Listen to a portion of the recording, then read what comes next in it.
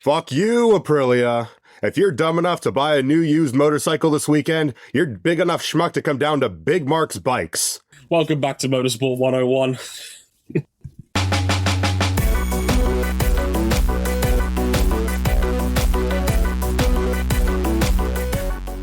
No, it's not lost on me that episode 666, the number of the beast, is also an episode where Marco Bezzecchi slaps a marshal in the face. It's a weird time to be a MotoGP fan, trust me. Welcome, everybody, to episode 666, and welcome to our Brno Czech Grand Prix episode. I love me some Brno, and Brno did not disappoint. We had another really, really good weekend of bike racing here. Although, sadly, that's kind of become the backseat story here in MotoGP because, well, let's just say Marco Bezzecchi went viral for all the wrong reasons over the course of the weekend in an incident that's going to have dramatic and huge ramifications for the entire MotoGP 2026 championships. And, well, no surprise, a certain Marc Marquez punished Marco Bezzecchi with almost full effect, shall we say, over the course of the weekend. But joining me to cover that and everything else that took place in Brno and beyond, Mr. Cameron Buckley. Hello, Cam. How's it going, sir?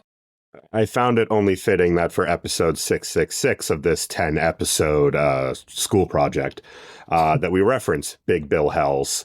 And if you are looking for a used vehicle, do not buy one from Marc Marquez. That man is a liar. He is a dirty liar. And do not believe anything out of his mouth. Whole shot devices, Ducatis that tuck fronts, slaps, all this and more. You know, I thought last year with McLaren, and I've made this comparison, because it kind of felt that vibe for about a week. But Marco Bezzecchi has found a much dumber way to blow points than McLaren ever did last year. Yeah, much dumber. Much dumber. My goodness me, to say the least. Like, welcome to another episode, as put in the our friend, the Paddock Pass podcast. Welcome back to Massimo Rivola's home for troubled Italians. Lord, are they troubled? Lord, are they troubled. Welcome to home of challenge slapping. That's right, challenge slapping. If you can slap a marshal twice and not get a race ban, you get no down payment. Yes. Marco Bezzecchi's getting fucked on interest on this one. Oh, boy.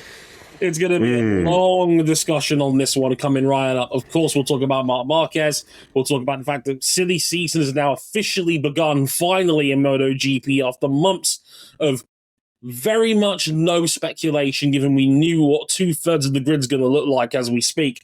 We'll talk about that in a little bit as well. We'll talk about the fact that the Ai Ogura surprise really is no longer a surprise anymore. No, he just really is that good now.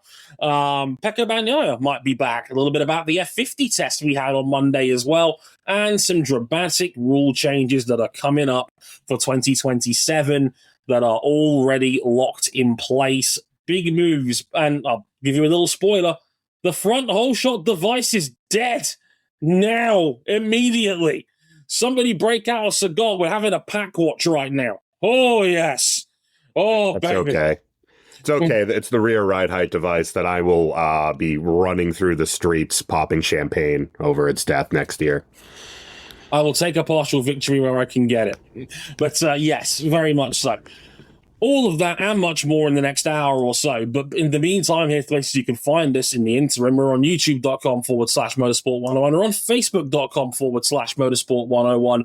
You're on Twitter at motorsport_101. If you'd like to follow us personally on Twitter, you can. I'm at Dre Harrison101.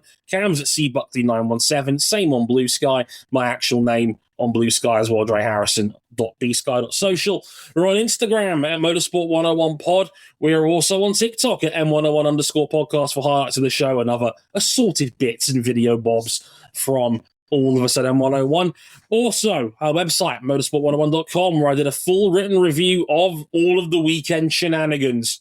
And there was a lot of shenanigans. It's the biggest one I've ever written for bikes. Nearly 3,000 words of fun on all we're going to talk about here. Great. Oh my God, yeah. Like, in this era of overpriced PC parts, I don't know how you could afford a water cooler for your keyboard. Let's just say I wasn't lacking motivation on this one.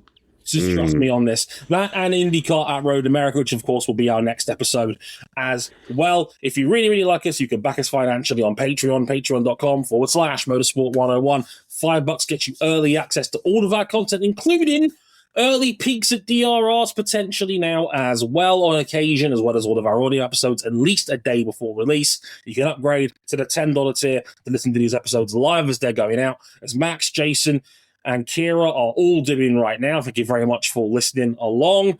And of course, don't forget, if you want to back us for a full year and you pay up front, you can get a whole year at 30% off as a discount. Thank you, as always, for your ongoing support of the show. Right, without further ado, let's review Fight Night Champion. No, sorry, the Brno Grand Prix.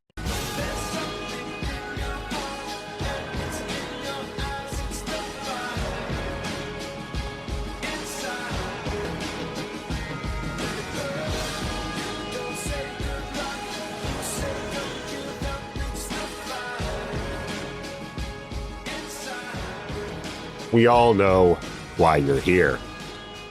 The story of the MotoGP season thus far, Marco Bezzecchi crashes out late on in the Brno sprint race. While the marshals recover his crash bike to attempt a recovery, one marshal revs the engine by accident. Bezzecchi responds by slapping said marshal in the face. Twice. Bez can't continue in the sprint that Pecco Bagnaia, yeah, remember that guy, goes on to win ahead of Ai Ogura and Marc Marquez. The stewards that night laid out a pretty blunt verdict, a race ban for the weekend on the grounds of unsporting behavior. Aprilia appealed the decision, but the ban was upheld and Bez's weekend was effectively over. Bez came back to the Marshal post on Sunday morning to apologize. Where do we even begin, Dre?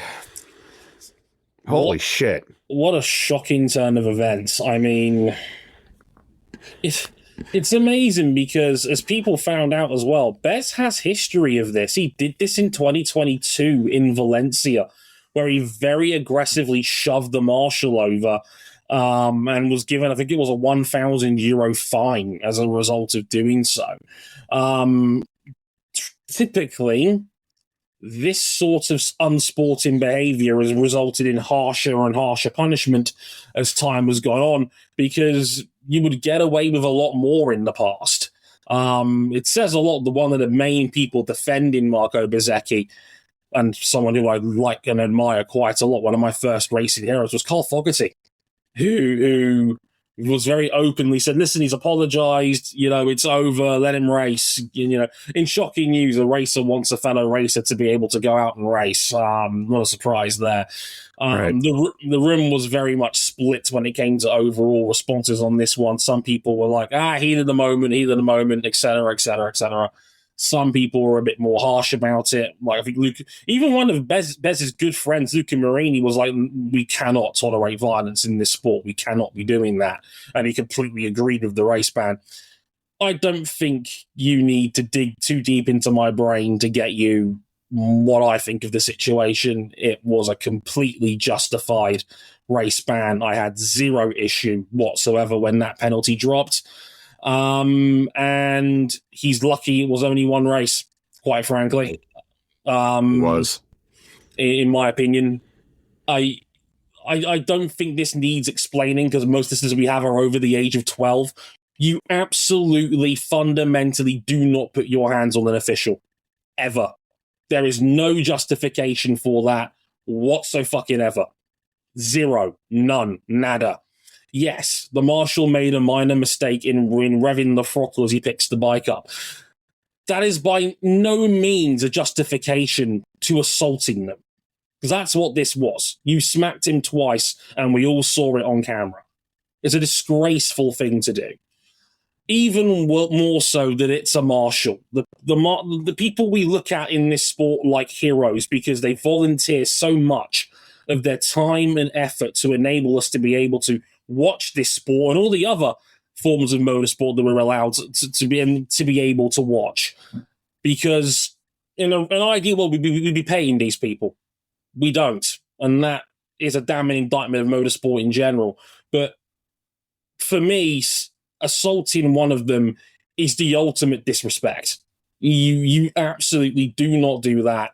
And if this was any other sport, I think it would be an even harsher punishment. If this was football and you smacked a referee, you would be facing a massive, massive ban. You'd be at least 6, 7, 8 league games. Easy. It would be a multiple game ban in the Premier League if you ever put your hands on an official. It'll be way more than the usual 3 for a straight red card. No. So, as far as I'm concerned, Cam, Bez is lucky it was only one race, to be honest with you. I think that was ultimately a fair punishment because it's kind of unprecedented that someone's hit an official. So, like, I'm fine with it at one race, but this was just unacceptable for me. It's going to be one of those fairly boring sections of our podography where we just completely agree on everything. I can't really add a whole lot to that. Like it's I didn't actually think it was as bad as it was the first time I watched it, because the first angle we saw kind of an initial shove. It's the fact that he went in for another one. It's the fact that he had another 4 or 5 seconds to level out and he doubled down. And that is just completely unacceptable on any level in really any sport. And these marshals, as you mentioned, they volunteer. If marshals think that they're going to go get smacked by a competitor, they're not going to volunteer. And why would they? Making an honest mistake of revving a bike, a crashed, very hot motorcycle in a gravel trap while you're in harm's way, it's an honest-to-God mistake. Mm-hmm. And I cannot think of a single dumber way to throw away a massive portion of your championship league than this. You are the front runner for the MotoGP World Championship, and you did that? Was still comfortably bookies' favourite headed into this weekend with a 72-point advantage over Marc Marquez. The gas tank on my 1980 Honda CB750 Super Sport is rotted out, and I spent most of the weekend in bed. And I scored as many points as Marco Bezzecchi did last weekend, which is 0. Bez did put out a statement. In all fairness, it's only fair I give him his side of the story as well. He said in a statement issued by Aprilia, quote, "I would like to apologize to the entire MotoGP community for my behavior toward the trackside marshal. I'm also sorry because I know how much effort and sacrifice marshals make to ensure our safety. This behavior shouldn't happen, and there is no justification for it. I apologize to everyone, Aprilia Racing, and all my fans." Now, for context as well, Massimo Rivola, CEO of Aprilia, did lodge a formal appeal against the penalty. It was quite promptly thrown out. Different set of stewards in an appeal hearing. And yeah, like the stewards... It's the second fastest thrown out appeal in motorcycle racing this year. Only behind the Leopard engine penalty. Yeah, it was just like... I'm sure it probably much boiled down to get the fuck out of my office. I read the appeal document in full, and there is 2 key paragraphs that I want to point out here that sums this up. Quote, "The appeal stewards consider it particularly significant that the individuals involved were marshals actively engaged in the recovery of the rider's machine following an accident. Such personnel were acting solely in the interests of rider safety, event safety, and the orderly conduct of the competition. Physical aggression towards marshals is wholly unacceptable in professional motorsport and cannot be tolerated regardless of the circumstances leading to the incident. Failure to respond appropriately to such conduct would risk sending the wrong message to competitors throughout the World Championships and those lesser down, and would be inconsistent with the governing body's obligation to protect officials, volunteers, and workers who contribute to the sports. Therefore, this punishment is upheld." Basically. About as unambiguous as you get. I have to applaud race control. They knew what a penalty was in this situation. I did like how Paddock Pass did put Simon Crafar as an option for rider of the weekend. It's fantastic. Yeah, that's fair. But this is something that cannot be tolerated in any way, shape, or form. And I like that they made an example out of Bez. Hey, if you do this, you're going to sit the weekend out. We don't care who you are. We don't care what it means. You do not do this. I think that's the right approach. Damn, I have to praise race control in the Big 26. This is how bad Bez screwed up. Weird feeling it. Oh man, the Beehive is reserved for Graham Rahal this weekend. More in a little bit on him. I mean, I get why Aprilia lodged an appeal because he is their championship leader. You're kind of obligated to here. I mean, Massimo Rivola looks a little bit stupid because he was giving it the big one after Balloton a week or so ago, where he said he had no problem if Jorge Martin was given a harsher penalty than the double long lap he had to face at Brno this weekend for basically playing a game of 100 pin bowling on Wii Sports Play. But he kind of have to appeal it because he's a championship leader, and he did have a minor point that was worth acknowledging in that it was disproportionate to the other similar penalties we've seen before. The difference is those were for ignoring marshal instructions. Like Fabio Quartararo, for example, last year at Le Mans was given, I think it was a €1,000 fine, and he had to sit out 10 minutes of practice for ignoring, I believe it was in the official books, ignoring marshal instructions, not unsportsmanlike behavior, which was assaulting, smacking a marshal twice. Yeah. And to go back to the point I made and is mentioned in the article, like the marshals are in harm's way in that corner. Absolutely. They've got 320 horsepower carbon piss missiles that could at any stage tuck the front the way Bez did. And we haven't even talked about the mistake Bez made because it's almost secondary at this point, but the man can't sprint. He can't sprint. He's going to lose his championship because he can't sprint.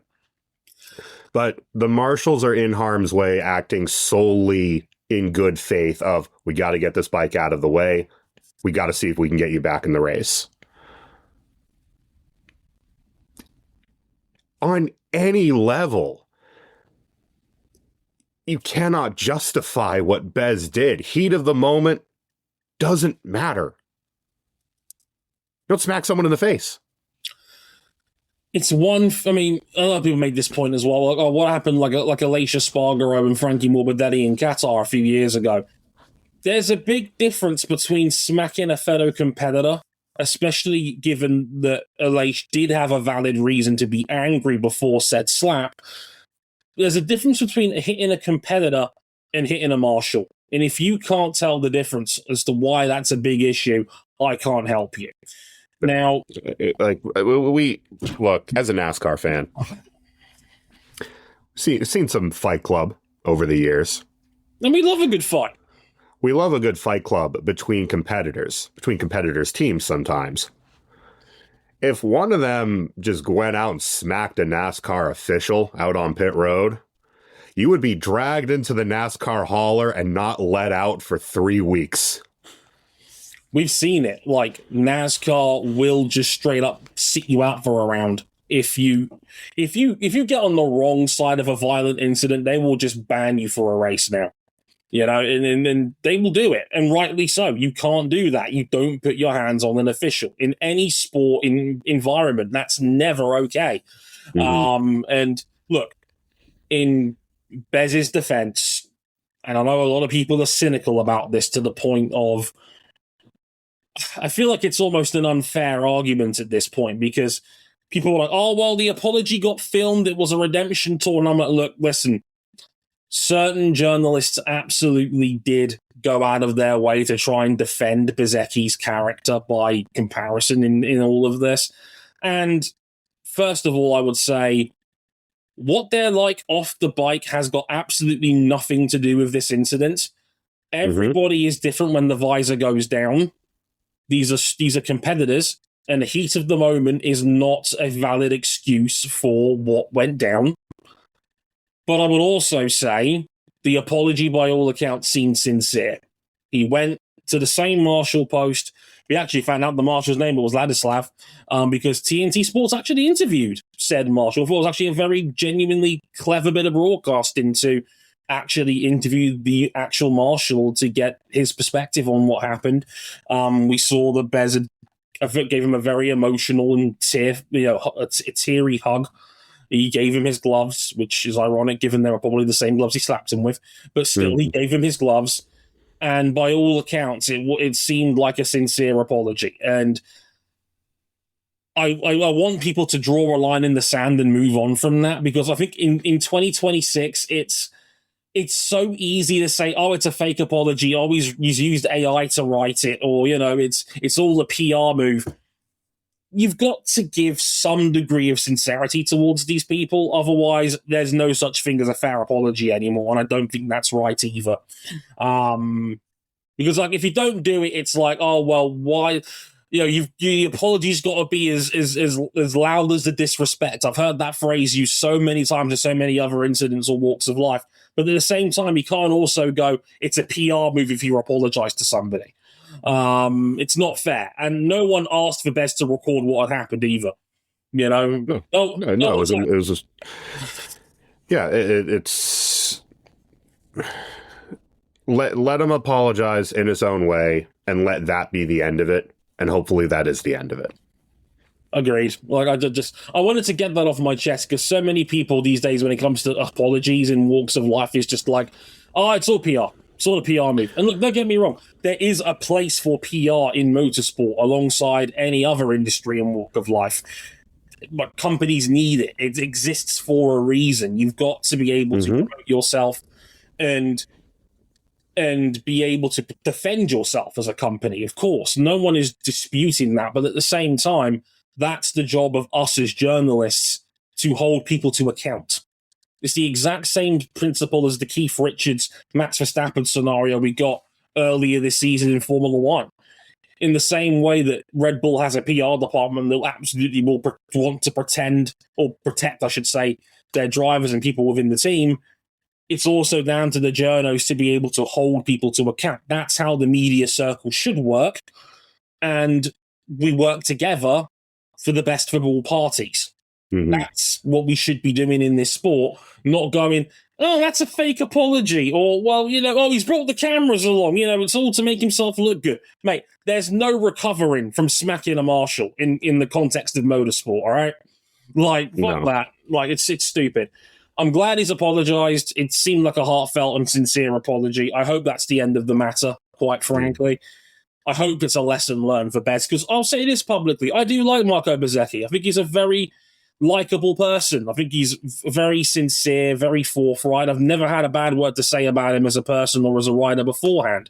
I think that's what made the shock value of what happened so strong, is because Bez just, by all accounts, is a relatively reserved dude off the bike. Yeah, very quiet. That's just it. Yeah. Off the bike and on the bike are two different people. And I mean, I really hope that's the end of it for his sake.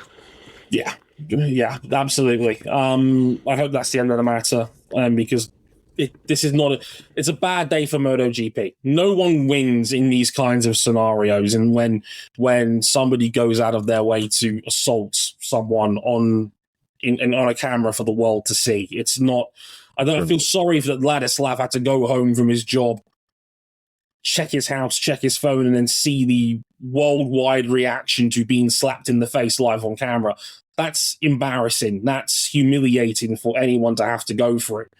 And I'm glad that he seems like he's in a good place mentally, by what TNT interviewed and asked of him. I'm glad he's okay, mentally and physically after that, because no one should have to go through that kind of embarrassment ritual when they've done nothing wrong in public. And that sucks. And that's another element that people don't want to talk about from all this. Let's get into the Grand Prix itself, because in that, we had a very interesting race. Pecco Bagnaia aggressively took the lead quite early on. Hit Marquez with what it's called the pile driver, the turn 7 switchback early on in the opening lap to take the early lead. He did that. Marquez quickly followed through on Ogura to take second place early on. Bit of a back and forth battle by a few tenths of a second. Lap 16, Marquez gets real close to Pecco, hits him with a switchback at turn 4 to take the lead. Ogura comes through quite quickly afterwards, a lap later, and it's game on for the race win. But Marquez did a brilliant job to hold off any counter-attack from Ogura, pushing literally all the way to the final corner. If you watch the end of that race, he loses the rear of the bike on the penultimate corner of the final lap. That was a media center that nearly lost its collective shit thinking about the race reports would have had to rewrite if that had ended up in a crash. But it was Marquez that would hold on for the win, his first pair of back-to-back victories in almost a year, his 101st Grand Prix victory. Very on brand, if I do say so myself. And with it, you look at the scoreboard now. 3 weeks ago, off the back of the Italian Grand Prix, Marc Marquez was 102 points behind Marco Bezzecchi in the title picture. It's now 40. We still have 12 race weekends to go in theory if we get Qatar. It's a different sport now, folks. This is the part in the horror movie where the door is falling off the hinges and the monster on the other side is peeking through. You did all this damage early on in the year while Mark was having the arm issue, while he was out with the surgery. He comes back and immediately Aprilia folds in on itself. Yeah. Where's your bottle? And Jorge Martin, I'm looking at you too. He was worse here. Look, double long lap penalty was not helping. He was worse here than he was last year in his first race coming back from being run over. And his interview post-race was pretty damning. He says he's lost faith in the confidence of his Aprilia. He felt like he had no front grip whatsoever, and they're going to have to do a bit of a reset when they get to Assen this weekend. Like, Martin was not happy with the state of his Aprilia, and it looked like it wasn't all weekend. Yeah, like the two factory Aprilias. I mean, Bez wasn't slow before his incident, but they've lost that sauce that they started the year with. It feels like they came out of the gates running, and now they don't really know how to get faster across the different tracks. They better in Assen, because what follows Assen, Dre? The Saxon Ring. Oh, it's not like Mark likes the Saxon Ring. The next 3 rounds after Brno is the Saxon Ring, Silverstone, and Aragon are the next 3 races. So those are, if he survives at Assen, you've got 3 extremely strong Marquez rounds that he's won multiple times immediately afterwards.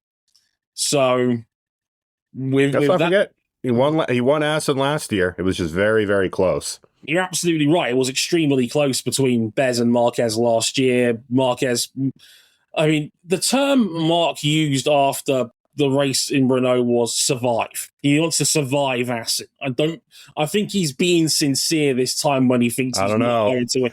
I don't know. This used car is kind of rusty, Dre. I don't know, but it's if last year was anything to go by, and that was the peak of what we think Marquez was at Ducati last year, he barely won at Assen. And by all accounts, the Aprilia is stronger now than it was last year. So I don't think Mark is bluffing on this one. I think he's aiming for a top 5 in Assen. He can survive. He might lose a few points to Bez here and now, hopefully in his eyes as little as possible, because the next 3 race weekends after the fact, Saxon Ring, Silverstone, Aragon, Mark will be aiming to get at least 2 out of 3 wins on those 3 circuits coming up afterwards. Yeah. Saxon Provided Ring the Ducati functions at Silverstone. Remember last year, that bike just did not work there. Yeah. None of them did. None of them did. The tyres just did not work out for them over there. No, but that was a Marc Marquez masterclass in race management. That was him sticking behind Pecco, working out where he was weak, realizing he had the pace to be able to get past him, doing so with a pretty spectacular overtake, voted a pass of the weekend by fans, and did that brilliantly. Then has to go at 100% of his power to stop Ogura, because we talked about Ogura before. His late race pace is absolutely phenomenal. He's so quick on worn tires, it's not even funny. Lost in all of this, Ai Ogura was on pole, by the way. Yeah. First Japanese rider on pole in nearly 6 years. And it went a lot better than it did the last time. Sorry, Taka. I think he's only the 8th Japanese rider to ever have a Premier Class pole position. And he's the youngest of all of them. I love that Ogura was so deadpan about it, saying, because we haven't had that many, in regards to as to why he's the youngest Japanese pole sitter of all time in MotoGP. It's classic Ogura. Great lines out of him. Him at Marc after the race. Couldn't you let me win one? You have so many. A reminder, this was Marquez's 75th Premier Class victory.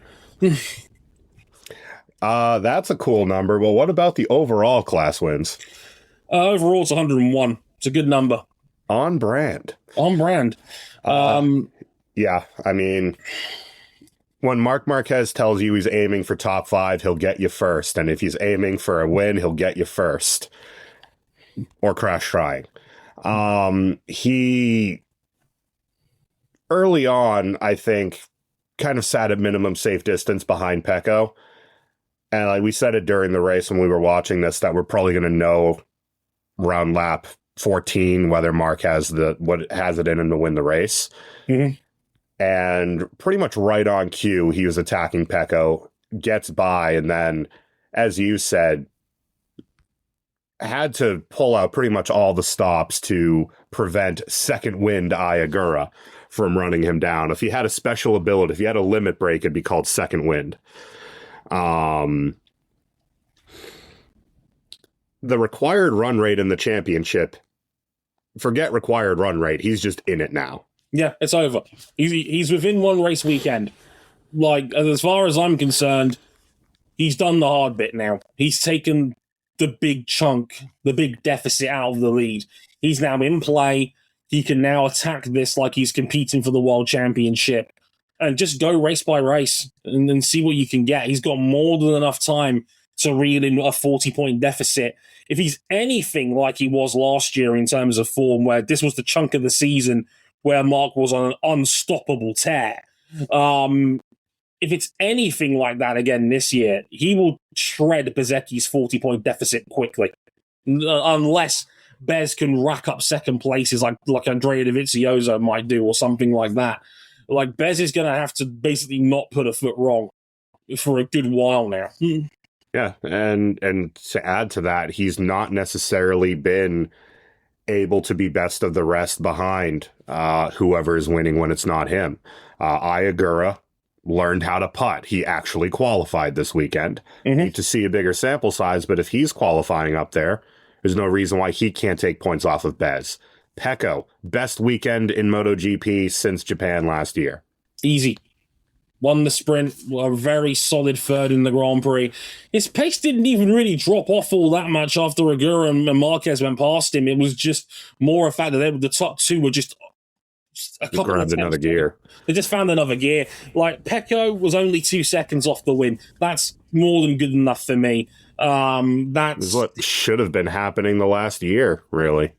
It's his fourth consecutive podium finishing Grand Prix, and he's third in sprints so far this season. He's definitely improved there too this year, which it's good to see him back to something near his best. Pecco Bagnaia, sprint specialist? Stop it. It's weird. It's a weird feeling, but he's been excellent in sprints so far. He's cut out most of the bozo gene. Mm-hmm. Yeah, he had a bad start, but since Mugello, he's been on it. He's just not really put a foot wrong anywhere. Yeah. And if you're Aprilia, like, you can't call team orders because Jorge Martin will literally laugh you out of the room because he's leaving next year. Like, these were the races that Marc is coming back. The arm is still far from 100%, even though it is much better. These are supposed to be the races where you were bracing for the second half of the season. You have blown 62 points of your championship lead. They have blown all three of their leads in all three parts of the Triple Crown, because now Ducati is right behind them in the constructors, and they are gunning them down in the teams. In Mugello, this looked like a nailed-on Triple Crown, Dre. It did look like a nailed-on Triple Crown, and now all of a sudden, you've got two Ducatis in the title picture, because let's not forget, Fabio Di Giannantonio is only 23 points off the lead himself now. Very quietly, he's been chipping away at that gap. He's kept himself in play with a lot of just consistent third and fourth places. Jorge Martin didn't really punish Bez enough in the Grand Prix because he's still behind by 8. Let's put it to you this way. From Bez to Pecco in P7 in the championship, there is 57 points covering the top 7 right now. I've not even mentioned Pedro Acosta and Ai Ogura by name in the actual title picture. We're in a fascinating place right now where there is 5 or 6 people that are thinking, I'm in play here. Like, if I can get a couple of big weekends together, they're going to be in the mix. There is no doubt about that. This is a wide open championship battle now. Aprilia have only got a 5-point lead in the Manufacturers' Championship because Ogura spared their blushes over the weekend. Ogura saved them from what could have been a really bad weekend in terms of potential result. Instead, Ogura spared them by finishing second, so they only lost 5 points in the Grand Prix. But this was looking like a Triple Crown. It is not anymore. It's now game on for both the Manufacturers and Riders' Championship this year.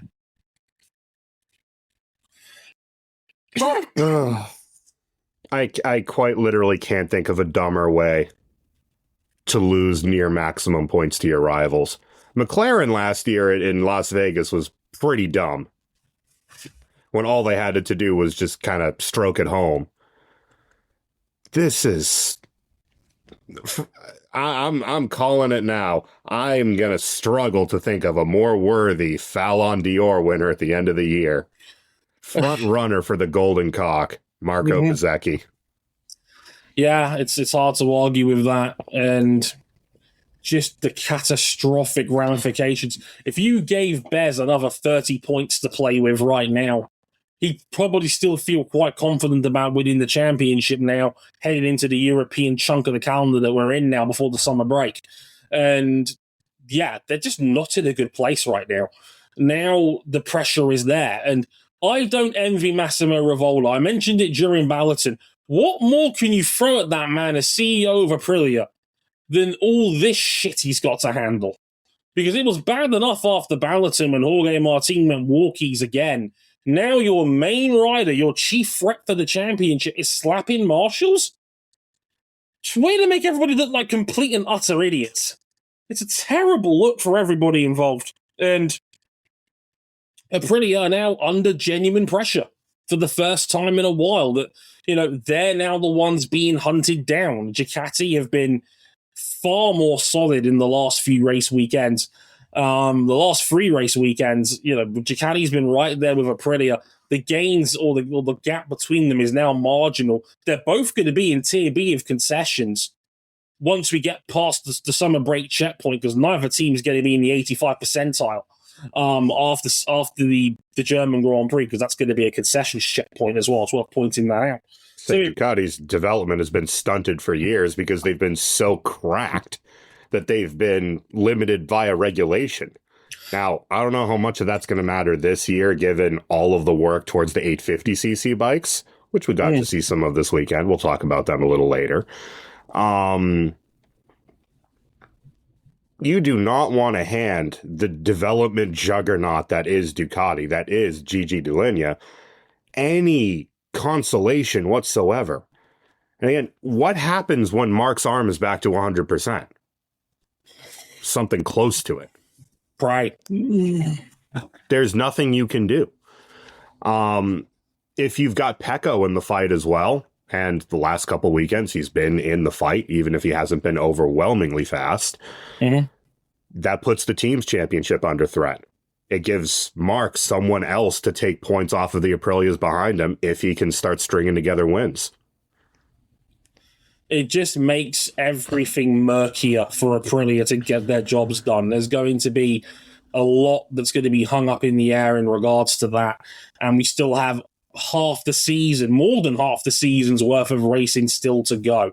Like, it's been an incredibly compelling championship so far in MotoGP, and we're 9 rounds in out of a possible 22. It's been every weekend has added new wrinkles, new layers to this championship fight, and it's fascinating. And I look forward to seeing what happens at Assen for the next chapter, because it's been incredible. Bez is a fantastic Assen specialist. It's arguably his best track on paper. What can Marc do with his not 100% arm by comparison? It's going to be a fascinating battle. If Marc can win at the Assen TT, that would be a hammer blow for Aprilia. And as Jason says, they also have baggers. That's always a plus. We have baggers. Baggers at Assen is so sick. Baggers at Assen with Andrea Riadoni's 29 at the front of the field. What a time to be alive. We have that baggers feels... I kicked off much of this season in the first few episodes going, Aprilia needs to keep ticking boxes. It feels like some of those have been unticked in the last couple weeks, but one remains.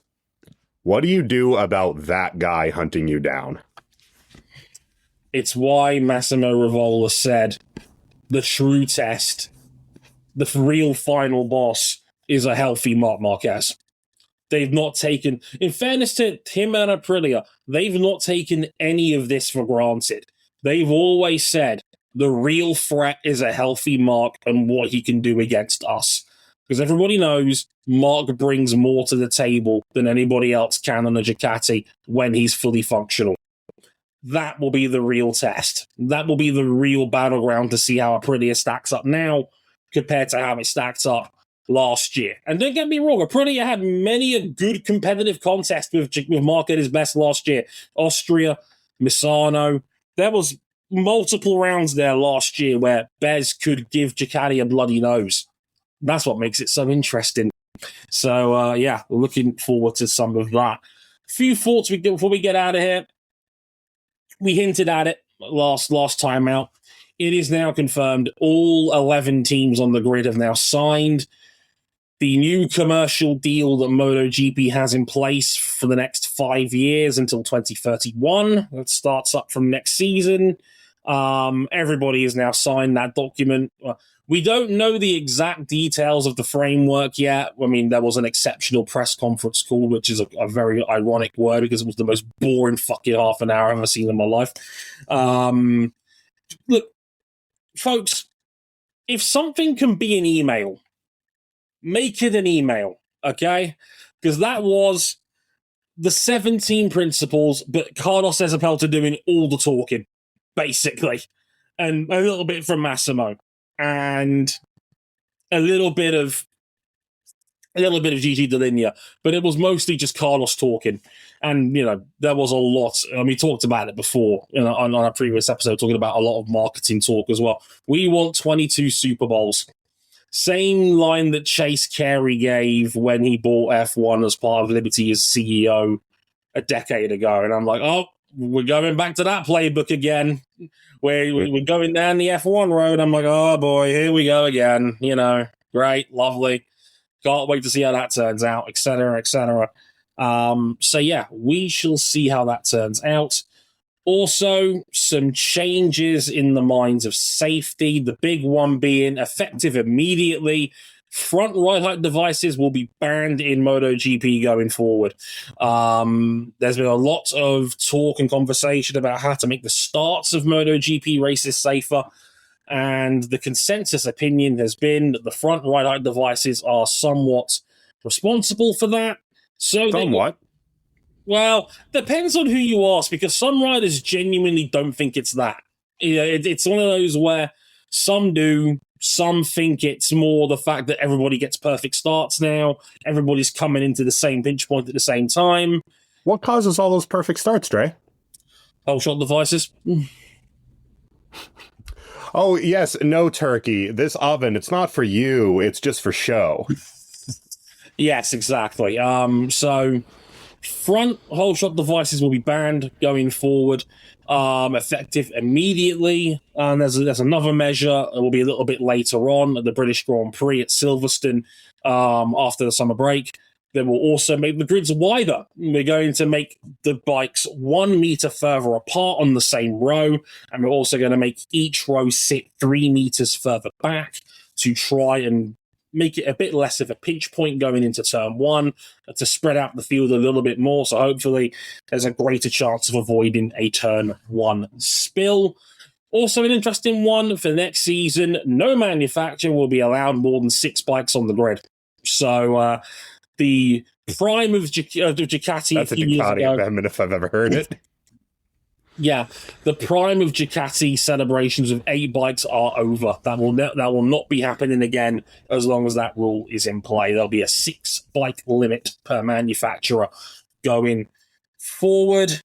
And we've also had a bit of silly season news as well, Cam, because Marc Marquez has now signed a new 2-year deal, and we got everyone. Yeah, and you got the news today that Pecco Bagnaia is leaving Ducati officially at the end of the season.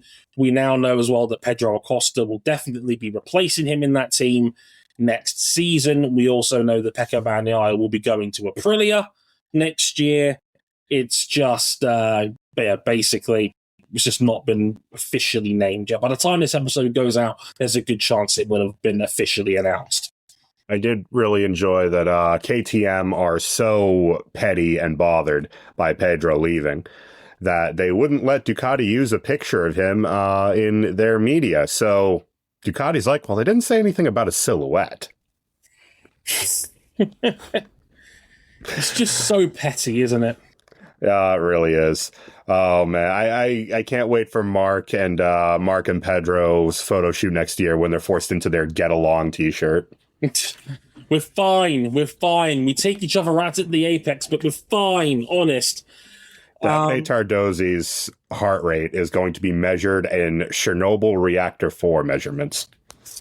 Yeah. Can you get me the anti-18 Balatro score, please? That's going to be his heart rate. We'll work it out later. Cool. E47. Scudo Pikes Peak with all the downforce on the back in GT3. Yes, please. Breaking the integer limit. Yep, we're going to take orders at 195,000 miles an hour. So yeah, good luck to them on that one. I mean, we've already kind of talked about these moves in the past because it's been an open secret for months about them. We're only getting them through now officially because we've got a Concord agreement in place. Pedro Acosta and Marc Marquez as a rider lineup is stupid. It is the sort of lopsided... Greed. It's the sort of lopsided trade that a fantasy football commissioner would veto because it's too lopsided. Like, yes, this isn't no Giannis trade. Ducati still very much has a backcourt. Oh yeah, they'll be just fine with Fermin Aldeguer still there. We think Nicolo Buliga will be coming over from World Superbikes next year on the VR4. Given he's probably going to complete World Superbikes as a sport, as he is still undefeated. 25 consecutive wins through the end of last year. He might end up as our default rider of the year, regardless of what else happens, because what else could possibly win but going perfect on a season in a world championship? It's now deep enough along in Worlds where we can now start actively having the conversation. I talked about this before. Kind of horrifying. It's like being on a perfect game watching baseball and you're through 5 perfect innings. It's like, okay, I might turn the TV on to watch you now that you're perfect through 5. 6th inning, you could start tuning in now and start actually focusing on this because we're now deep enough along. We're almost halfway through the World Superbike season now that Buliga might just straight up go perfect, which would be insane on any level. No matter what you think of the field or what you think of World Superbikes, a perfect season is otherworldly. You would never see it again. It's a unicorn. It would be remarkable. And then suddenly Singapore 2023 happens and he's just off the pace all weekend one time. Just these things happen, etc., etc. That'll just about do it on this episode. I mean, we had a bit of a Brno test as well, but not a huge amount to take away from it because it was a private test. So, you know. A couple elements. They are very fast. Not so much on the straights. They are very, very fast on the Pirelli tires. They are only about like a second off of the race times. If the leaked times are true, Bez did a 53.9, which was only 8 tenths off the lap race record that Digi Antonio set in the actual Grand Prix, which is a 53.1. So that's 8 tenths of a second on a 1 minute 53 lap. With a big horsepower reduction. Again, a straight line doesn't look like they're that fast, but everything else is very, very fast. It's almost like just cutting the arrow off the top and not off the sides of the bike wasn't going to make a big difference. Well, was it? Especially given Pirelli's tires tend to be very fast. They tend to make very, very grippy, very sticky tires, Pirelli, and that's why mountain bike guys love them because of how much grip they give you, basically. It just grips all day. Not going anywhere. Like, hey, yo. Yeah, it's great if you're into that sort of thing. But yes, apparently Marc Marquez and Paul Espargaro had a small crash. The videos now since come out of Marquez's crash looked very small, very minimal damage. So I don't know if there's anything to really worry about there. But if the times are to be believed and they are genuine, we're only going to have maybe a second and a half level of drop off as opposed to what we've got right now in MotoGP, which is they'll make that time up in no time once people actually figure out the regulations properly. Like it's. I'm not sure this is going to have the effect that people think it will because the Pirelli tires are so good. But we will have to see when we actually get going. Right, now that's about it for this week's episode. MotoGP is back this weekend for the Assen TT, one of the big ones on the calendar. One of the most historically brilliant Grand Prix out there. Who doesn't love a bit of Assen? So, looking forward to that one. That'll be back on next week's set of recordings alongside the Formula One Austrian Grand Prix and a big doubleheader over there as well. And next episode will be on IndyCar at Road America because, hey, it turns out Alex Palou is fuming after all. More on that next time of asking. Until then, I've been Dre Harrison. He's been Cameron Buckley. Thank you very much for watching. I'll see you guys next time. Sayonara.